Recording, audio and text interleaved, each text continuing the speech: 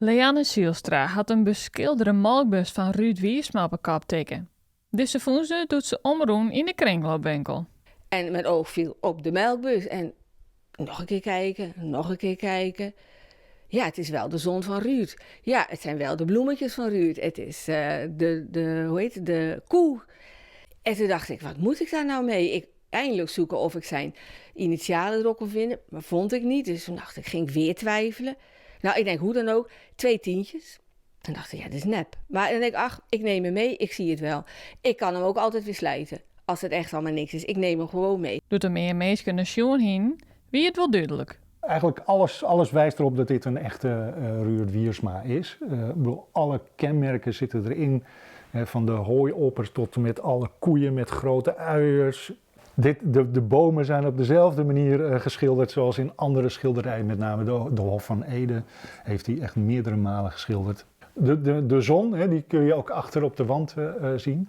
Dit is eigenlijk zijn manier van de zon schilderen. Nou ja goed, anyway, ik bedoel, alles klopte. Alleen er is één ding. Dit is de manier waarop Ruud altijd boerderijen schildert. En met veel kleur. Ik bedoel, het werk van Ruud is sowieso veelkleurig. Dat kun je hier aan die bus zelfs al wel zien. Maar je ziet ook, een van die kenmerken, dus dat op het dak, daar zitten altijd van die kleine dakraampjes in. En die staan altijd open. Nou, als je dit dan vergelijkt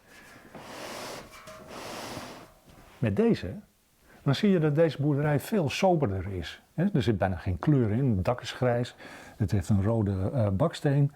En voor de rest gebeurt er eigenlijk helemaal niets in die boerderij.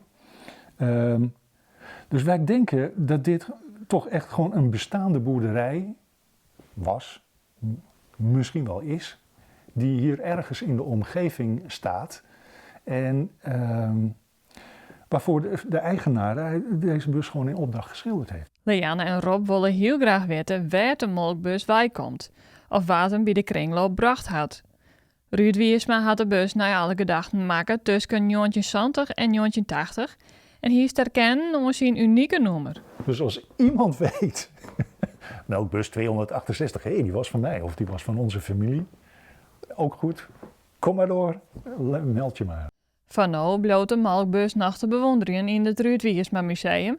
Maar Leanne wil hem uiteindelijk wel waarom. Als ik hier niet meer zou wonen, ik blijf ook niet in Bedaard wonen, dan zou ik hem geloof ik al mee willen.